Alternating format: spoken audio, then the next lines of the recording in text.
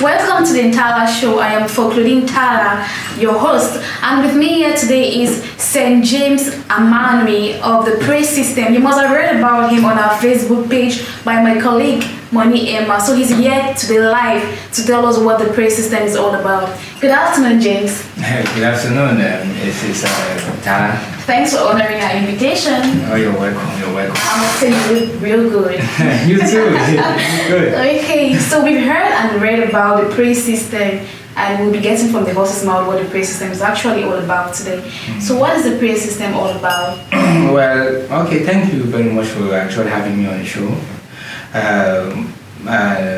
Praiz Systems is primarily about, it's like this tech startup. Okay. It might sound like a tech startup or like any other regular tech startup, but we actually have a focus on branding and brand conception and actually giving inspiration to young businesses. And we actually try to actually grow businesses from a very modern perspective of looking at things. So primarily what we do is we don't just dive into building tech products and all those stuff. We actually go through the brand strategy section and make sure that whatsoever thing we are building is actually fit for the market. Okay. So that's one of the primary differences, other than the fact that we actually build solid technologies. We don't just dive into building technologies, but we ensure that we follow industry standards in building technology, and we make sure that everything is just like up to date. You know, like most of the times you see technologies that are obsolete actually thriving in the market in Africa. So we are here with that bold step there, innovation and technology. Okay, thank you. So where do you see Praiz System in the next 6 months from now? Wow, 6 months, that would be great, because 6 months we must have done so much. You know, actually we've been existing for like 5 years, but we weren't actually called Praiz Systems. We actually called Panda Designs. Panda Designs.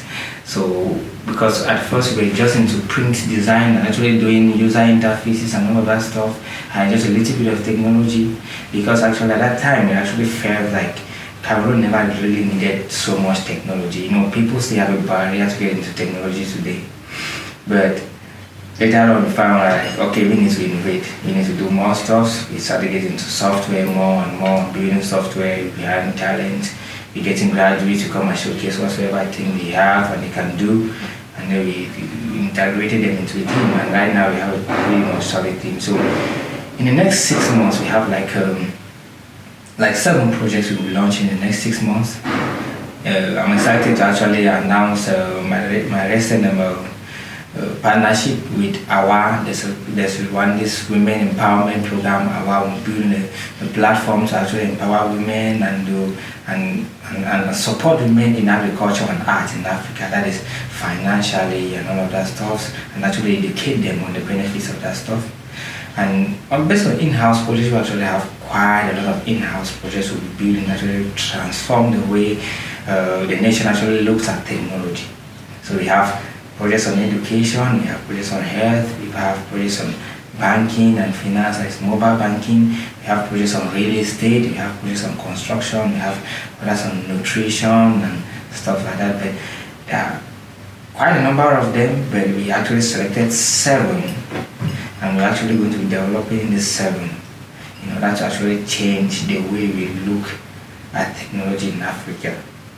And the highest of them all is our learning platform. It's called Academy, like not Academy, but with AKE, Okay. Academy. And what is so interesting about these things, like it's actually a learning platform for artisans. We talk about artisans, like people that craft things with their hands, like learning to do something. It's not only about going to school.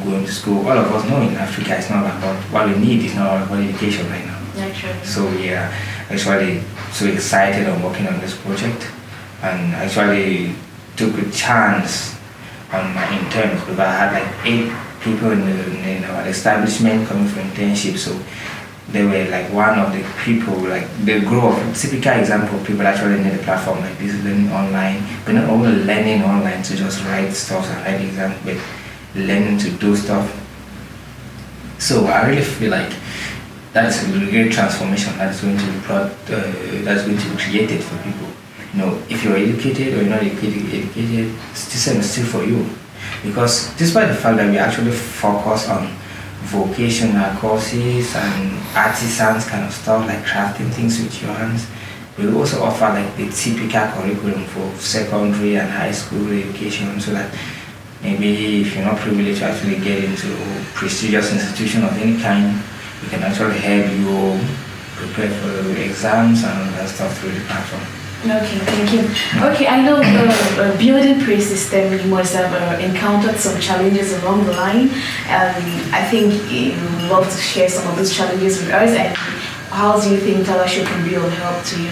Well, I feel like with that, actually I had a lot of challenges. You can't name all of them. But the challenges I actually had, the first is obvious. It's finance. That is always the case. Yeah. It's always the case because one of the problems that Africans have is that they don't feel like investing in things in other people. They don't have this mentality. They don't reason like it is better for me to have 1% of the company that is worth 100 million than to have 100% of the company that is worth 10 million. So it is difficult for Africans to actually put into another person's work. Everybody just wants to be the boss. Yeah, that is the problem in Africa. So even when the idea is as innovative as possible, it's as marketable as possible, it's as successful as it could ever be, but there is still that problem with finance. But besides that, I really feel like one of the reasons we didn't do all of these things is because we didn't prove enough credibility at the start of our investors. Like, you start a business without a brand, you have just a story in mind.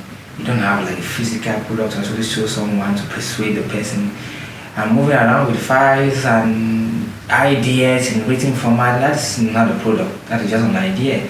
And anybody could have an idea, but the real entrepreneur comes to who actually implements the real deal. So that was what we were lacking out. So we started out, we had some projects, I had like bus booking systems, banking systems. I could actually do that instead of me doing the banking system, so do the bus booking system to production and then looking for an investor. I was looking for an investor with the idea before developing it. See those kind of things? Yeah. They really play a lot in Cameroon today. A lot of guys struggle to get funding for projects that do not exist. And there is really no guarantee that if an investor has put money, is going to be successful. So it actually made it difficult. But with time, my experience grew up, started doing things differently. I started doing so much actually to my credibility. Some people even want to invest in me now, even without knowing so much about the project. That is it. So that is different. Okay, so how do you think Ntala Show could be of help right now? Okay, well, I feel like Ntala Show, what I want to actually, I feel like I need help in exposure. Okay. Because it's not all about I actually want to train people too. I really want to train people, not as a business, like I don't want to open a school, but I want to train like people that have like this zeal for tech. Yeah, so I really want to train people in that field. Like most of the employees I actually have here, I actually trained them myself. So I actually want to train more people, build this technological niche around the nation, and have talk shows all over the country talking about technology and the benefits. It's the highest part of the nation that you can actually tap into without spending so much in terms of resources. You could actually get into tech with just nothing other than a laptop. But you can't get into production and all of those things without a production plan and so much money. But you can make so much money in tech just with a laptop that you can do any other place. So I feel like it's now a chance for me to actually speak up, share my experience with people, train people, talk about even my story with people and all of that, and actually get people to actually see the kind of stuff we can actually do here as a company. And so I feel like Ntala Show is like the best place for that, for all that. Yeah. Okay, like you heard, he said, so you all heard from Amahnui, all what he makes from the Ntala Show is exposure, and we cannot do that without you. So please follow us on Facebook and Instagram, and you could read more of his article on our Facebook page by my colleague Moni Emma, and Morena. So, Amahnui, if there is one person you could add to your team now, who would that person be? Kind of tough question. Why? If I have to add one person to my team, just one. Okay. That should be like kind of a tech guy. Somebody that's been in the industry, the technological industry for some time, and knows how tech works. Because this is the fact that I have quite a number of projects I'm struggling to put across. I tend to be more of like an entrepreneur than a tech guy again, because managing software and making sure like the projects are properly managed, the technology is properly implemented and all of those things, they're actually demanding things on their own. They are very demanding. Like, you need to be versed with the stuff, you need to be updated, you need to be everything. Now that is why you see even companies, they have what they call the chief technological officer, they call the CTO. And those are people that are in charge of managing those things, while you have like the CEO, like this chief executive officer is in charge of putting just like everything together after everything. So now at this particular point in time, the CEO role is actually coming out more. Like managing people and making sure the departments of the business are actually running properly. It's actually really demanding. So at this particular point in time, it makes it in such a way that I have to switch roles constantly from tech to managing to tech to business to managing, and all of that stuff is really demanding. And owing to the fact that I'm the most experienced developer currently in the entire platform, it makes it difficult. So I really need kind of like a developer that is actually tough, that has experience in writing software for a while, can actually help me out with that role while I focus on the leadership itself. So that is actually just what I think you need. But most of the times it's actually a very difficult situation, because people that are really fit for this role, especially in Cameroon, do not want to work with somebody. Like, you have enough, you just have some experience of teaming up with some guy and then sharing roles and getting like collective success. Everybody will just want to be like an independent success on their own. Everybody wants to start up their own company and all of that. You know, the African style doing things. Yeah, so that's the problem. Okay. Is there any particular problem you're facing now and you don't actually know how you could address it? Yes, and I can say yes again. You know, Africans are not innovative. Let me say that and then I break it down again, if you permit me. You know, this idea of struggling, like people resist investment. Only few people really feel like we owe ourselves. Like, this is how Africans actually look at things. You see, as a continent on its own, you see like Africa really faces a lot of difficulty in succeeding, because everybody wants to harvest food, nobody wants to plant. And it's high time we start thinking ourselves like these people that plant the trees, the fruit trees, can still enjoy a good life, even if they never end up harvesting the fruits themselves. But it's high time we start thinking like planting trees is an important thing. Otherwise, we are going nowhere. People do not feel like we should put we should seed into our technological sectors and all of that stuff. People resist technologies, go into like big offices. I still see like everything is written on paper, and there's one reserved room for packing up the papers in there. And the people in charge of those offices and all of those things, they really do not even want to move. They want to write all the receipts on like pieces of papers and store the backup somewhere. Whereas these are things that we could actually store terabytes and terabytes of them, and long-lasting generations of information in a digital format. So there's another problem that people feel like when you get a vibe all over the internet today, you hear everywhere is about machine learning, artificial intelligence, all of that stuff. Those are things that are actually successful in the Western world because they have data. They have data actually in detailed format, and they can run algorithms on that data to actually analyze it and bring out something reasonable. But the Africans, if we can't analyze data that is actually found in papers, right? There must be in a computer of some kind before we can actually develop algorithms that actually pull out interesting trends from that from the data to actually help us do like reasonable analysis and predictions based on the and derive like a reasonable future for the continent. So I feel like Africans should first innovate. If we cultivate the mentality of innovation, one, we will build better schools, we will build better technologies, life will become easier for a lot of people, we will be able to track a lot of faults in our current systems, and last but not least, we will have the mentality of investing in our startups or in our technological projects. I feel like technology has the potential of growing this nation faster than any other thing. I've never thought of one single thing on earth that could transform the economy of a nation more than technology. If we have 1 million software engineers in Cameroon, there are enough projects on earth to employ these 1 million software engineers. That's just the case. They could automate everything and they will still be employed and people will really change. But with the current situation, I don't see anything. Thank you so much, Amahnui. Thanks for all your answers.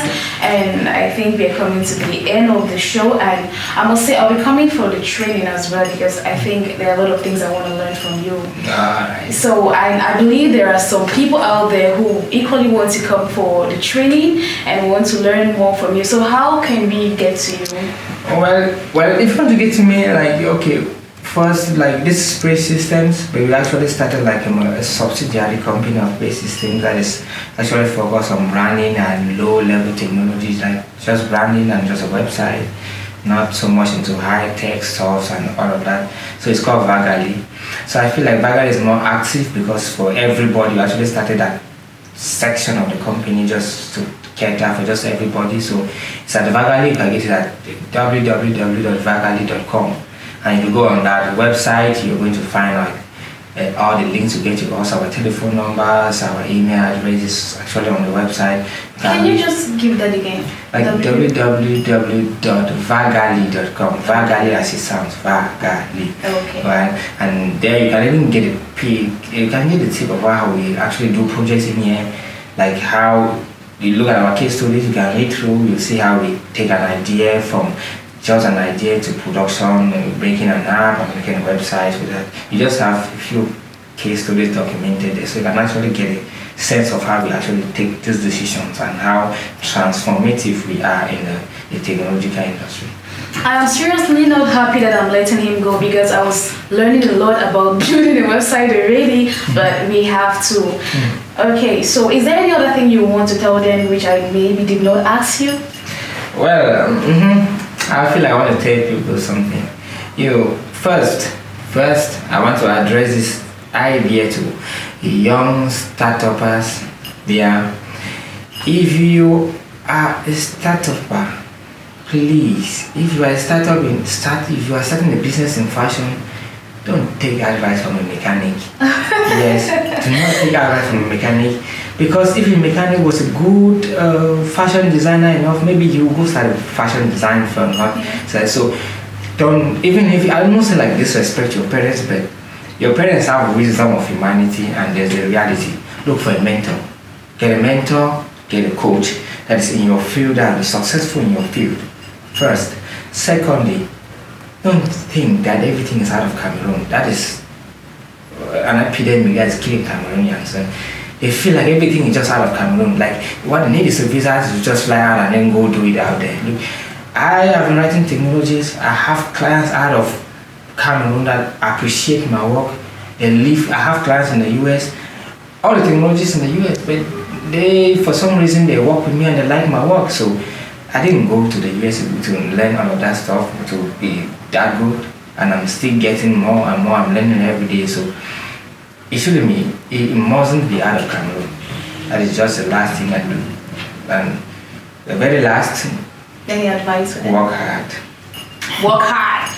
Work hard. Work extremely hard. Yes, that is it. Work hard. Like, even my level, like where I am right now, I am not like at the bottom. You know, I'm not at the top, but I'm somewhat considerable with respect to other people. But I work so many hours a day. I work so much to see myself grow up. So I can imagine how somebody that's just still starting has to do. Like, you have to do extra hours, burn calories and all of that stuff. But it's going to be worth it at the end. So Sure. work hard. Work hard. Please. Okay, so we've come to the end of the show. It was really nice having you here, Amahnui. Yeah, it was And nice once having you again, guys. thanks for honoring our invitation. We hope to have you again. Okay.